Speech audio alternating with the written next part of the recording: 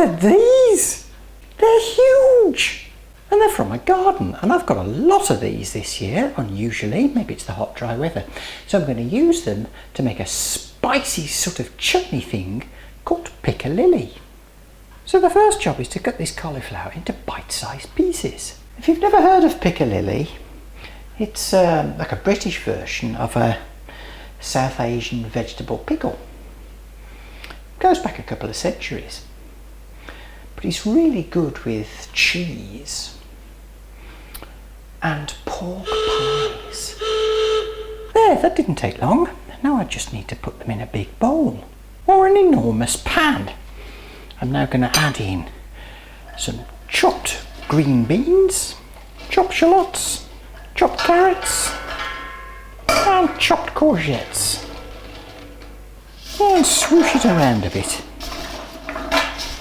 This pan doesn't look quite so small now, does it? Now you're going to be sitting there thinking, well, how much of each of those ingredients did you use? Well, it doesn't matter. You can just, adjust the quantities as you see fit and to your own personal preference. Just do what Bomfunk MC do. Freestyler right from the top of my dome. Anyway, there's about 2 kilos of veg here. Next. Now I'm going to pour on 2 litres of water into which I've dissolved 125 grams of salt. Now you're going to want to pop a cover on that to make sure you hold the veggies in the water and leave for 24 hours. Leaving them in brine overnight helps to make them crispy by drawing more moisture out of the vegetables. Now that may sound counterintuitive, but it's basic chemistry. Now if you were too busy farting around in your chemistry classes at school to pay attention, let me remind you of something. It's all about osmotic pressure and this equation. If you learn nothing else from this video, learn this equation, because one day it might just save your life. Anyway, I'll be back tomorrow. The next day. Right, let's see what we've got after 24 hours. Oh, the humanity!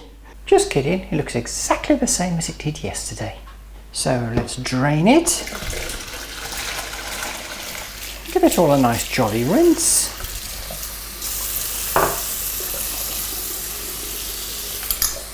And leave it to drain for a bit. Now let's put some nice clean dry jars into my oven at 105 degrees C. As well as some lids. Into this bowl I'm going to add 100 grams of English mustard. If you can get mustard powder, then you're only going to need 20 grams.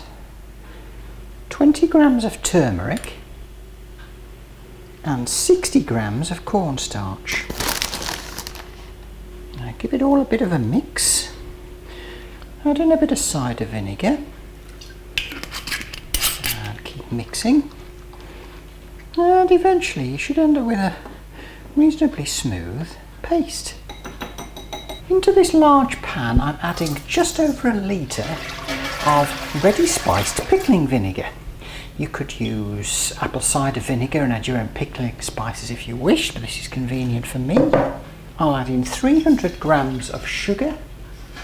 Stir to get the sugar to dissolve. Once the sugar's dissolved, add in your mustard, turmeric and cornflour paste. Mix it all together. Keep the heat going in. Keep heating it, you might find a whisk is helpful. As it comes to the boil, it should start to thicken up really quite nicely. If it doesn't, you can always add some more cornstarch suspended in vinegar. Now I'll turn off the heat, toss in the veg, and stir it all around, making sure the veggies are all nicely coated. Once you've got it nicely mixed, put the heat back on and very gently bring it back to near boiling point. Once you start to see bubbles, you can pop it in the jars. It's kind of tricky because everything goes everywhere. So there is skill in this, which I don't possess.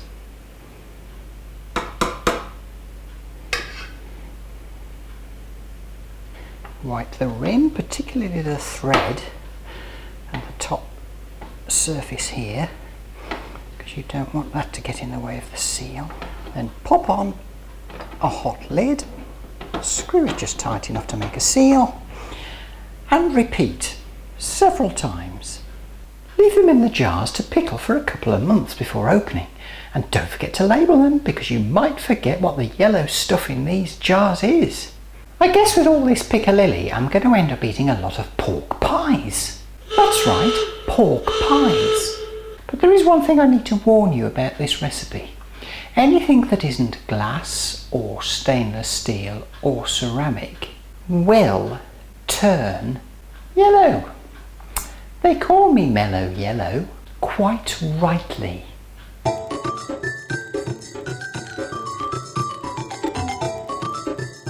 Oh